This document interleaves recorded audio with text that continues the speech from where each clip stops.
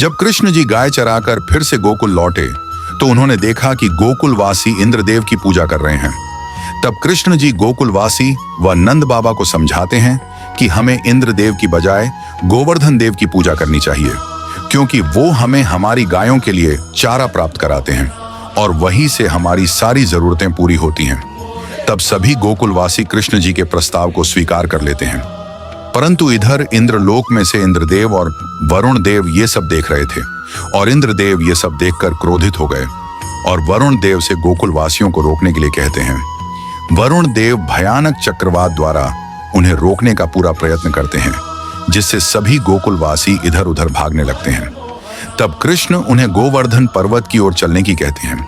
यह देखकर इंद्रदेव और क्रोधित हो जाते हैं और भयंकर बारिश करने लगते हैं। गोकुलवासी पानी का बहाव देखकर चिंतित हो जाते हैं, परंतु इधर पानी बढ़ने लगा और सभी गोकुलवासी पानी में बहने लगे। तब कृष्ण जी मां कामधेनु से प्रार्थना करते हैं कि हे मां कामधेनु, अब आप ही कुछ कर सकती हैं। इधर नारद मुनि भगवान विष्णु जी के पास पहुंच जाते हैं और कहते हैं, देख रहे हो प्रभु इंद्रदेव का क्रोधित होना। तब विष्णु जी कहते हैं, नारद आप देखते रहिए कैसे ये इंद्रदेव का रुष्ट होना उनकी ही क्षमा में परिवर्तित होगा।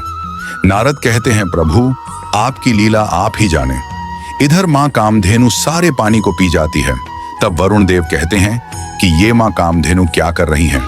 इधर इस आश्चर्य को देखकर गोकुलवासी गोवर्धन पर्वत के जयकारे लगाते हुए उसकी ओर बढ़ने लगते हैं, परंतु अभी बारिश बंद होने का नाम नहीं ले रही थी। तब कृष्ण जी कहते हैं कि हमें जल्द से जल्द गोवर्धन पर्वत की शरण में जाना चाहिए।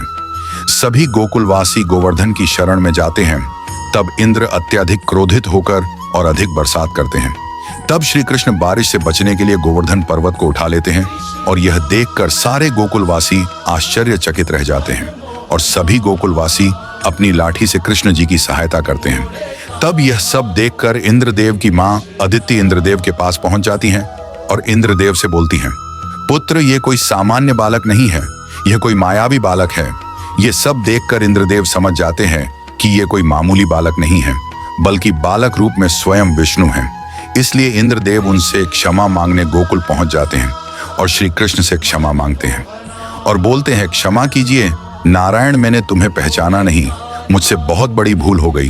तब कृष्ण जी बोलते हैं, इंद्रदेव आपने जो कुछ भी किया क्रोध में किया और क्रोध ही हमेशा नाश का कारण बनता है। इतना कहकर कृष्ण जी इंद्रदेव को क्षमा कर देते हैं। जो भी श्री कृष्ण जी का भक्त चैनल को सब्सक्राइब करेगा, कृष्ण जी किसी ना किसी रूप में उसकी मदद करने अवश्य आएंगे।